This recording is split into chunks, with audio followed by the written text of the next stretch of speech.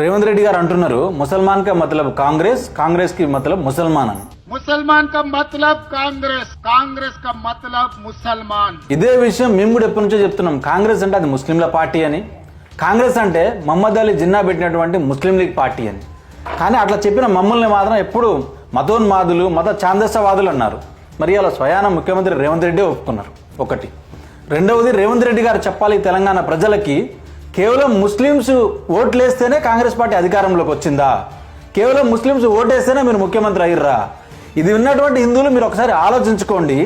తెలంగాణ రాష్ట్రంలో 4 కోట్ల మంది ప్రజలు ఉంటే అందులో 3,40,00,000 మంది హిందూస్ ఉన్నారు. 85% హిందూస్, కేవలం 12.75% ముస్లిమ్స్, కేవలం ఒక 40 నుంచి 50 లక్షల మంది ముస్లిమ్స్ ఉన్నారు. మరి కాంగ్రెస్ పార్టీకి ఓటేసినటువంటి హిందువులు ఒకసారి ఆలోచించుకోండి, రాష్ట్రాన్ని ఎవరి చేతిలో పెట్టిర్రు? అండ్ ఇప్పుడు జూబ్లీహిల్స్లో ఓటేసేటటువంటి ప్రజలు కూడా ఆలోచించుకోండి, మీరు ఎవరికి ఓటేస్తారు, ఈ రాష్ట్రాన్ని ఎవరి చేతిలో పెడతారు? రాబోయే రోజుల్లో కూడా ఈ కాంగ్రెస్కి ఓటేస్తే ఈ రాష్ట్రాన్ని ముస్లింల చేతిలో పెట్టినట్టే అని రేవంత్ రెడ్డి స్వయాన ఒప్పుకున్నాడు. కాబట్టి ఒకసారి ఆలోచించండి.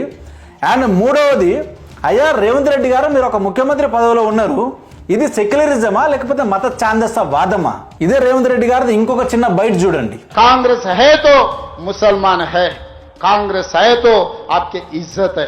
చూసారు కదా, ఏమంటే కాంగ్రెస్ హై తో ముసల్మాన్ కో ఇజ్జత్ హై, కాంగ్రెస్ నహీ తో ముసల్మాన్ కో ఇజ్జత్ నహీ హై.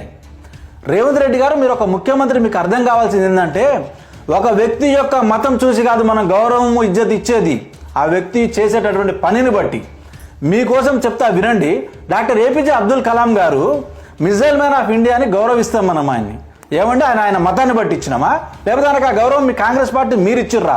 ఈ దేశ ప్రజలు ఇచ్చిర్రు. కల్నల్ సోఫియా ఖురేషి మతాన్ని బట్టి గౌరవం ఇచ్చామా?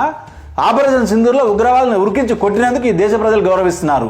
ఆమెను మీరు గౌరవించిరా, మీ కాంగ్రెస్ పార్టీ గౌరవించిందా? ఏఆర్ రెహమాన్ గారు వందే మాత్రం అనే ఆల్బమ్స్ రాసి ఈ ప్రపంచానికి భారతదేశం యొక్క గొప్పతనాన్ని తెలియజేసి మాతు జే సలాం అనేది ప్రతి భారతీయుడికి తెలిసేలాగా చేశాడు. మ్యూజిక్ ఈజ్ మై ప్రేయర్ అన్నాడు, భారత్ ఈజ్ మై సోల్ అన్నాడు. అటువంటి ఏఆర్ రెహమాన్ ని భారత ప్రజలు గౌరవిస్తారు. మొహమ్మద్ అలీ కరీం చాగ్లా బొంబాయి హైకోర్టు యొక్క first Indian chief justice, nation first religion next అన్నాడు. అటువంటి వ్యక్తికి భారతీయులు ఇజ్జత్ ఇచ్చారు. మీరు ఇచ్చారా, మీ కాంగ్రెస్ పార్టీ ఇచ్చారుగా?